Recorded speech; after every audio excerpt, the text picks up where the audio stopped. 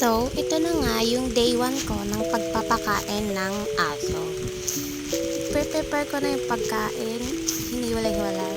Yan pa nga pala yung napili kong aso. Ang pangalan niya ay Ramos. Nung una, pagpapakain ko sa kanya day 1, hesitant pa siya na lumapit sa akin. At nahirapan pa akong palapitin siya. Pero kalaunan lumapit din siya nung nalaman niya may pagkain. Ayan na nga, pinakakain ko na siya. At mukhang nagustuhan niya naman ang ihininda kong pagkain para sa kanya. Ayan yung kalagayan niya ngayon. Kung makikita nyo, may galis siya at may mga lingala na sugat at paubos na ang buhok.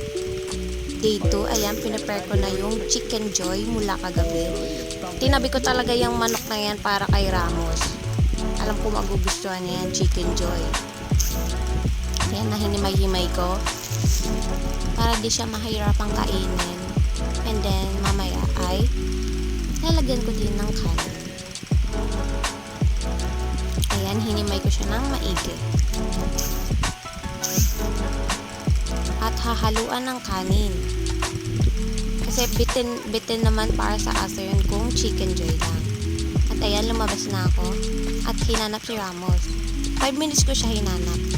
At nahanap ko din siya sa wakas. At ayan na. Mukhang nagustuhan niya yung hinanda kong Chicken Joy sa kanya dahil enjoy siya sa pagkain nito. Kitang-kita naman. Day 2, hindi na siya ganong hesitant na lumapit sa akin. Nung nakita niya ako, lumapit na siya dahil alam niya na pakakainin ko siya. Hindi ko pa siya ganong tinawag ay kusa na siya lumapit sa akin. Isang tawag ko lang sa kanya, hindi na siya hesitant pa na lumapit sa akin. Unlike nung unang pakain ko sa kanya, which is hesitant pa siya dahil hindi ko pa naman siya, never ko pa siya napakain sa tanang buhay niya. Kaya hesitant pa siya lumapit. Pero nung day 2, medyo na lang. Day 3, ayan, isda naman yung ulam niya na ihinanda ko para kay Ramos. Ayan, hinimay-himay ko para hindi siya matinik.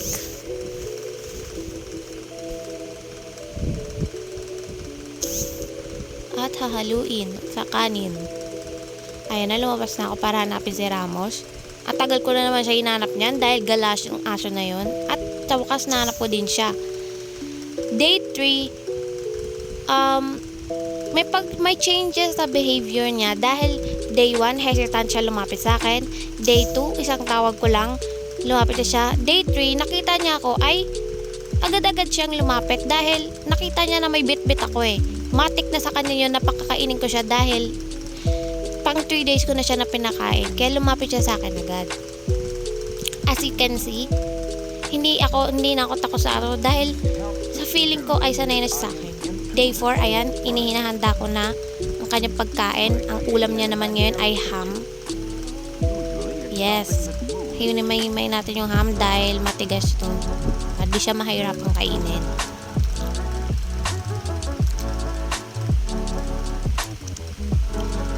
Yan.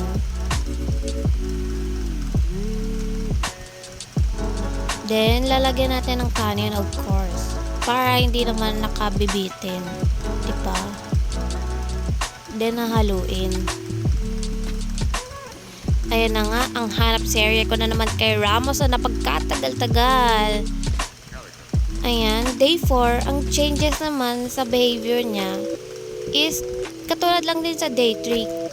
Pagkakita niya pa lang sa akin ay agad-agad na siyang lumapit dahil kita niyang may bit-bit ako at alam niyang pakakainin ko siya. Day 4, hindi na talaga siya hesitant sa akin na lumapit. At ganoon din ako sa kanya, hindi na ako natatakot dahil pakiramdam ko naamo ko na siya. Kaya hindi ako takot na lapitan siya. Ayan, nalapit-lapit ko sa kanya, di ba? At enjoy niya yung pagkain niya. Ang layo na ng pinagkaiba mula sa day 1 ngayong day 4. Yan, may mga maaligid pang aso na balak makikain, oh.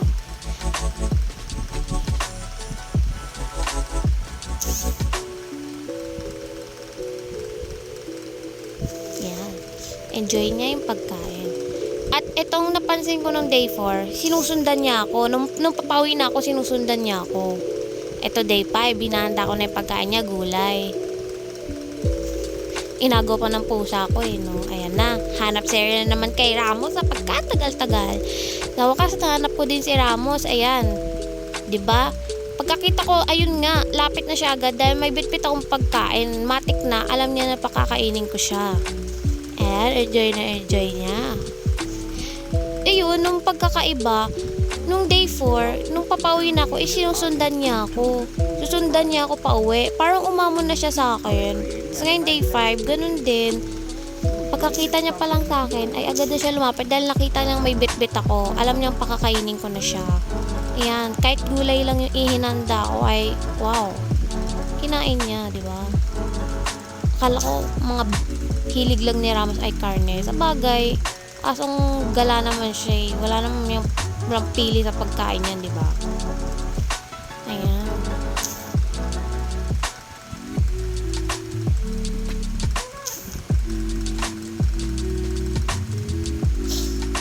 Kitang-kita nyo naman, di ba? Hindi na ako hesitant na mag-ilapit yung kamay ko sa kanya kasi parang naamo naman na siya. Ang aking napagtanto ay sa una, hesitant pa yung aso na lumapit sa kanya, hindi niya pa ako kilala. Pero pagkalipas ng ilang araw na pagpapaamo ko sa kanya at pagpapakain ay napalapit na siya sa akin.